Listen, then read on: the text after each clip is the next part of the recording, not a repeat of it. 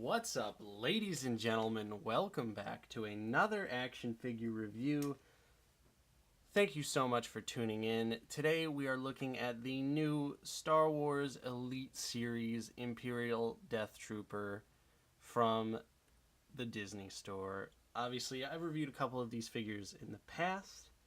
They're not the best figures, but with this one being the commander, so to speak, with the pauldron and the little bits of ammo on there, I wanted to get him. And yes, I do know that Target is releasing a 3-pack with Jyn and Cassian and the Death Trooper, but it's going to be $60 for 2 figures that I don't really want and only 1 figure that I want. So I went ahead and I picked this guy up instead, and so we're going to take a look at him and give him a little comparison to the Black Series regular Death Trooper, kind of see which one is better. So now obviously this is the Elite Series, which is the die-cast figures from the Disney Store. They look great, usually have absolutely no posability, but yeah, so this is the front of the box. They've changed the background to blue from red, obviously because Rogue One instead of The Force Awakens. So we're going to take a look at the side of the package. Not a whole lot going on the package with these, as usual. There's his little read-up right there. If you want to read that, go ahead and do it. And yeah, nothing on the top. A little bit on the bottom. Let's go ahead and get this bad boy open. And here is the Imperial Death Trooper out of the packaging. Looking great, like most of the Elite Series do. They look great. However, they are not so great in terms of articulation, which this guy is a better effort than most, I would say. However, he still is poorly articulated, and you can't really get him into any sort of dynamic posing. This is pretty much the pose that you can get with him, a standard I'm holding my blaster down pose. So let's look at his accessories before we jump into the actual figure. And first off, we'll just look at his base right here, which is the standard, Star Wars base that comes with every Elite Series figure. And here is his big blaster right here. Let me get some focus in. And it is painted black, and it also has very nice silver paint apps, which look great. Definitely a lot better than the Hasbro one.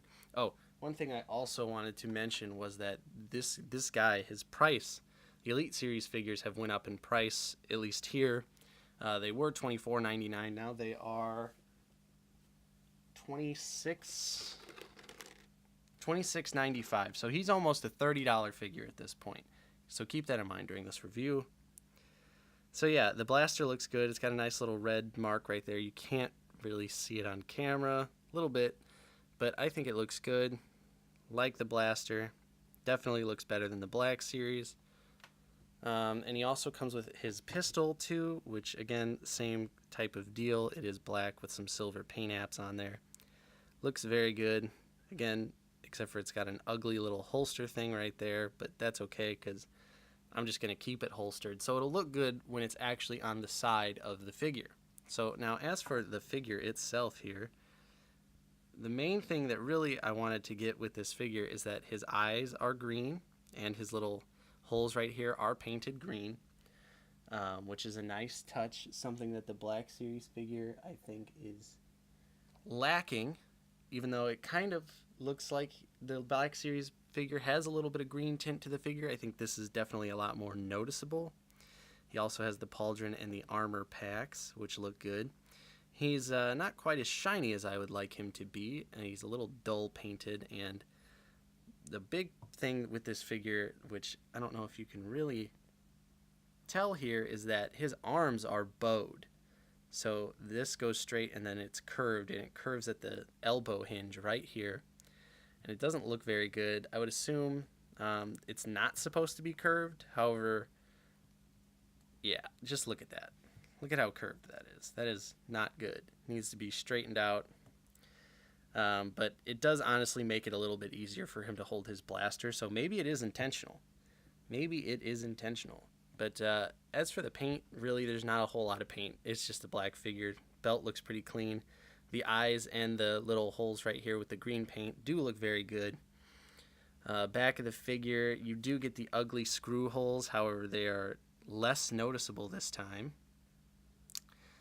than most figures because they're black, so they don't stick out like a sore thumb as the other figures in the Elite series did.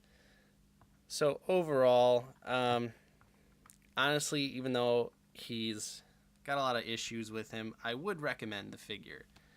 I know almost $30 with tax is a little much, but he's a solid figure. And the one thing, my big number one plus with him is that he's honestly not that out of scale with the Black Series figures, which was my major issue with the early Elite Series figures, is that they were just totally out of scale with the Black Series. But I don't know. I think this looks pretty decent, them right next to each other. And just for the sake of a little comparison here, you can see that the Hasbro one, this holster thing is kind of stupid, and I understand why they did it, because they didn't want to have the ugly peg like this. But again, with the Elite Series figure, I'm just having him posed like this. Also, these bars right here are not painted on the Black Series figure, and they are painted here on the Elite Series figure, which is a nice little touch. But let me get him back on his stand here. Keeps going out of focus. With the Black Series figure, you do get a lot more shine, I feel like, with the Black Series figure. Elite Series is a little dull. However, the accessories are much better painted than the Black Series figures, which is always a nice touch. Obviously, better articulation, though, comes with the Black Series. So I recommend both figures to you. Obviously, I did a full review on the Black Series figure. If you want to check that out, I'll put a link right here, annotation style. But yeah, so just a little comparison I wanted to give for the two figures so you guys can see, because I was really curious about the Elite Series figure, because I was done with the Elite Series. I didn't like the auction house thing that they did with some of the other figures like Darth Maul and Darth Vader, but now they have them all out, and they had a nice big stock of these figures, which was great. This was the only one I wanted to get out of the Rogue One series, so I wouldn't hold your breath for another Elite Series review. But yeah, so again, recommend it.